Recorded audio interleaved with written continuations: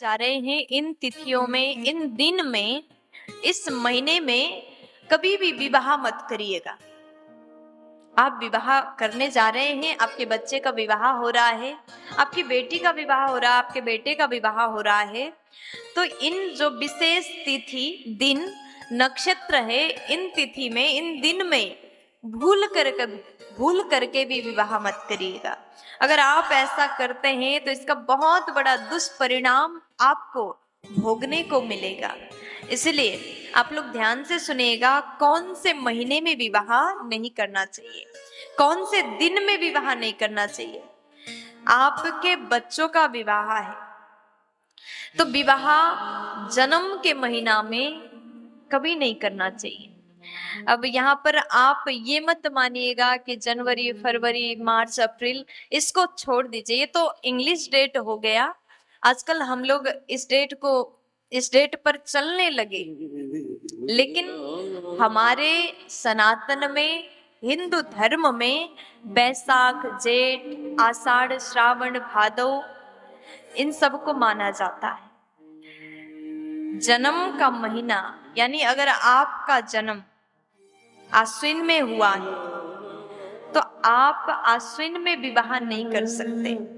अगर आपका जो जन्म है बैसाख में हुआ है तो बैसाख में विवाह ना करें। जन्म के दिन में विवाह नहीं करना चाहिए। रविवार, सोमवार, मंगलवार, कोई भी दिन में आपका जन्म हुआ हो, जन्म के दिन में भी विवाह नहीं करना चाहिए। फिर उसके बाद में कहा जन्म के नक्षत्र में भी विवाह नहीं करना चाहिए। सबको पता होगा कि हमारा जन्म कौन से नक्षत्र में हुआ था, आपके माता पिता आपको बता ही देंगे, या फिर जन्म कुंडली में भी आप देख सकते हैं कि हमारा नक्षत्र कौन सा है। तो जन्म के नक्षत्र में भी विवाह नहीं करना चाहिए। और फिर कहा गया कि जेठ के महीने में विवाह नहीं करना चाहिए। अब यहाँ पर जरा ध्यान से सुनिएगा, जेठ के महीने में किन का विवाह नहीं होता है। आपके घर के बच्चे, सबसे जो बड़े बेटे हैं या फिर बड़ी बेटी है, ज्येष्ठ पुत्र या फिर ज्येष्ठ पुत्री का विवाह जेठ के महीने में करना नहीं चाहिए। ऐसा करने से दोष लगता है। अगर आपके बच्चों का विवाह बहुत सालों से टल रहा है, कैसे करके विवाह का योग बना, और सबसे बड़े हैं, ज्येष्ठ बच्चे हैं और जेठ में ही विवाह निकल रहा है, तो ऐसे परिस्थिति में क्या करना चाहिए। कई लोगों के मन में संदेह होगा, ऐसा परिस्थिति भी आपके सामने आया होगा, तो ऐसे अवस्था में हमको क्या करना चाहिए। चलिए इसका भी समाधान हम आपको बताएंगे। आपके बच्चा जो है, आपके बालक या फिर बालिका, आपके बेटा या फिर बेटी ज्येष्ठ है। ज्येष्ठ का अर्थ होता है कि सबसे प्रथम संतान, सबसे प्रथम संतान ज्येष्ठ है और जेठ महीने में विवाह का योग बना है। और विवाह के योग ही नहीं, कैसे मुश्किल से विवाह हो रहा है। तो आप ऐसे परिस्थिति में ऐसा करें, जो कन्या है या फिर बेटा है, बेटा हो या फिर बेटी हो, इन दोनों का विवाह हो रहा है और आप कन्या पक्ष में देखिए, अगर वो संतान में प्रथम नहीं है,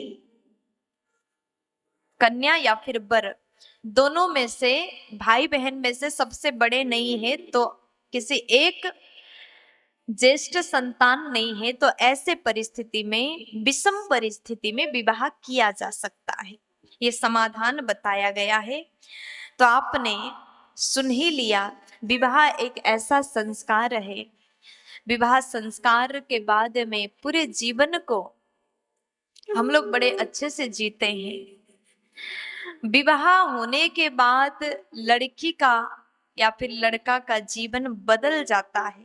वो एक गृहस्थ आश्रम में प्रवेश करते हैं और गृहस्थ धर्म को पूर्ण रूप से पालन करना पड़ता है। तो गृहस्थ आश्रम का शुरुआत जब आप करने जा रहे हैं तो जरूर विचार करिएगा कि कब विवाह करना है, कब नहीं करना है, संतों से, बड़े जनों से पूछ करके, आदेश लेकर के, सुंदर समय निकाल करके ही आप विवाह बंधन में बंधिएगा।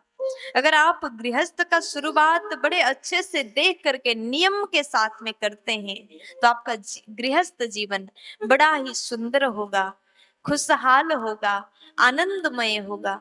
और ऐसे गृहस्थी भगवान को भी प्राप्त कर सकते हैं। प्यार